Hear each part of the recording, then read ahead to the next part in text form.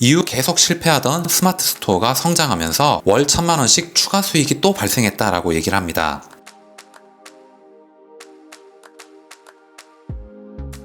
안녕하세요. 따뜻한 하루 그리고 독서 따독따독 시작하도록 하겠습니다. 오늘은 유튜버인 신사임당 주홍규님이 집필한 Keep Going이라는 책 중에서 직장인 퇴사 전에 고민할 것 단군 일에 돈 벌기 최고의 시대라는 게 과연 어떤 의미인지에 대해서 이야기하고 있는 부분이 있는데 그 부분을 오늘 여러분들과 나눠보도록 하겠습니다. 직장인이시면서 퇴사를 고민하고 계시다거나 창업, 돈 버는 방법에 대해서 관심이 많으셨다면 오늘 영상 끝까지 보시면 도움이 될 것 같습니다. 영상을 시작하기에 앞서서 좋아요 그리고 구독도 꼭 부탁드릴게요.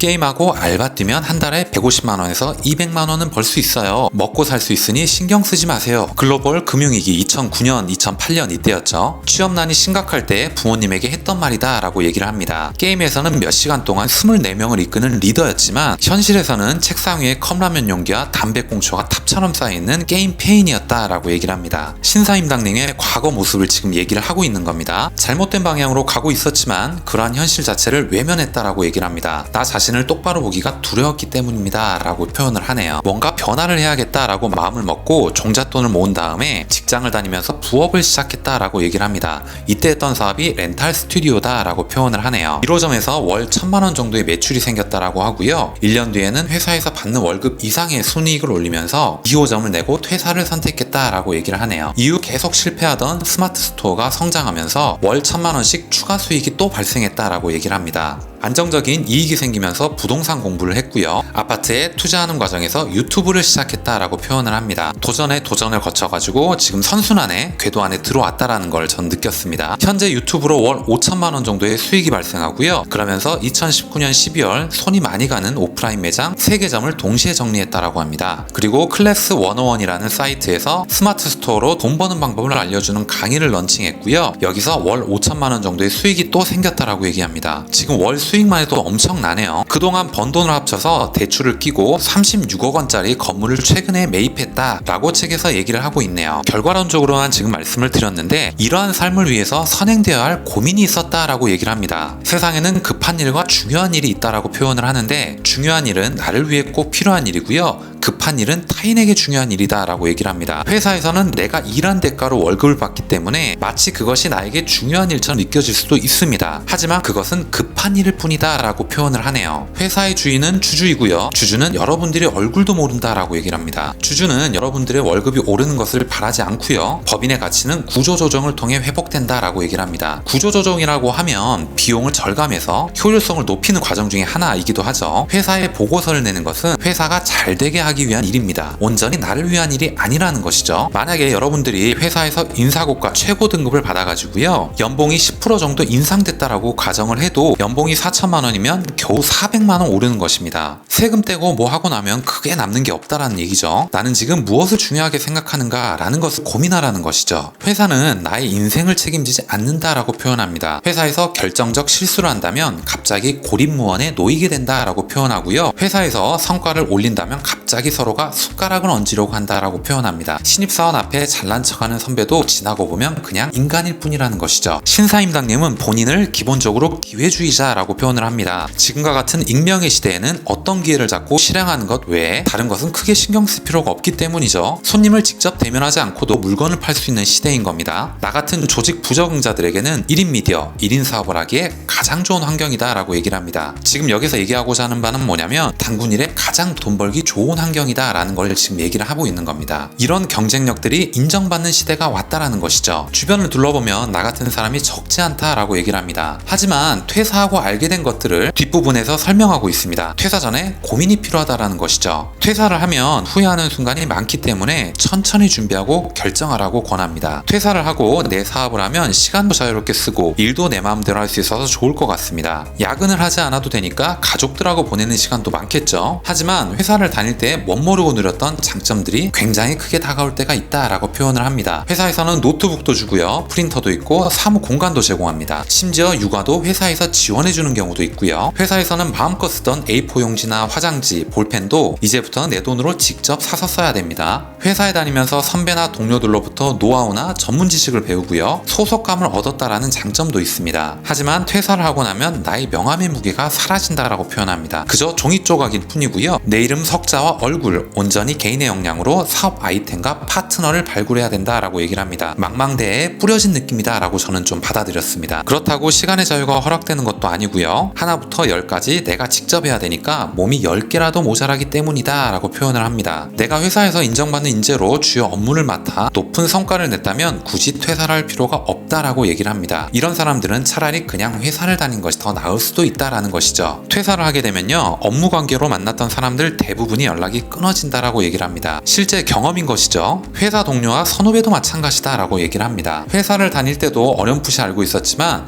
퇴사하면 일주일 이내에 증명된다라고 표현을 하네요. 퇴사하면 가장 크게 체감하는 것이 월급의 부재입니다. 매달 통장에 들어오던 월급이 끊기기 때문인데요. 대출까지 어려워진다라는 애로사항이 있다라고 표현을 합니다. 회사 다닐 때는 점심시간에 옆에 앉아서 물어보면 되는 일도 퇴사한 다음에는 전문가를 찾아가서 노하우를 구하려면 적지 않은 시간과 노력, 비용이 든다라고 얘기를 합니다. 회사를 통해서 바로바로 접하던 정보들이 단절되기 때문이다 라고 표현을 하네요. 퇴사 후에 그런 유용한 정보들을 얻으려면 시간, 돈이 필요하다라고 표현합니다. 단순히 자유를 추구하는 것 외에는 내가 나아가야 할 방향성을 잡지 못했다면 아직 퇴사할 때가 아니다 라고 얘기를 합니다. 퇴사는 잠깐 쉬고 싶어서 하는 것이 아니라는 얘기죠. 월 1000만 원을 벌기 위한 준비 과정은 회사에 다니는 동안 시작해야 된다 라고 얘기를 합니다. 지금은 1인 기업으로 살아남을 수 있는 시대다. 특히 나처럼 소심하고 남 앞에 서는 것을 어려워하는 사람에게는 더할 나위 없는 환경이다 라고 표현하네요. 사람들을 만나고 호감을 주는 말과 행동을 해야 되고요. 좋은 첫인상을 줘야 되고 설득력도 뛰어나야 되고요. 그렇지만 지금은 직접 대면할 필요가 없고요. 소통은 키보드로 하면 된다라고 얘기를 하는 것이죠. 인스타그램에서 1억 명 이상의 팔로워를 거느린 카일리 제너에 대해서 얘기를 합니다. 2017년에 그 회사의 매출은 3천억 원이나 됐는데 기업의 직원이 고작 12명이었다라고 표현을 하네요. 연구개발, 생산, 포장, 판매까지 모두 아웃소싱을 한다라고 얘기를 합니다. 그리고 예전에는 광고를 집행하려면 거대 매체와 협상을 해야 됐다라고 얘기를 하는데 지금은 앉은 자리에서 휴대폰을 가지고 구글에 광고를 집행한다. 단돈 5만 원도 안 되는 돈으로 말이다 라고 얘기를 하네요. 권리금과 월세를 내지 않아도 되고 영업하느라 술을 먹지 않아도 되고요. 무궁무진한 사업 기회가 열려있기도 합니다. 마지막으로 이렇게 얘기를 하네요. 네트워크는 모든 사람에게 공평하다. 이보다 더 저렴하게 이용할 수 있는 것도 없다. 인터넷 비용 몇만 원이면 전 세계를 무대로 뛸 수 있다. 시간이 조금만 더 흐르면 글로벌 비즈니스가 당연한 시대가 올 것이다. 이처럼 자본주의의 축복과 네트워크라는 기반 위에서 우리는 돈 벌기 가장 좋은 시대에 살고 있다라고 얘기를 합니다. 오늘 이야기는 여기까지 하겠습니다. 오늘 여러분들께 드린 이야기가 조금이라도 도움이 되셨거나 재밌게 들으실 수 있으셨다면 좋아요 그리고 구독도 꼭 부탁드리겠습니다. 다음 시간에 더 좋은 내용, 더 좋은 컨텐츠를 가지고 인사드리도록 하겠습니다.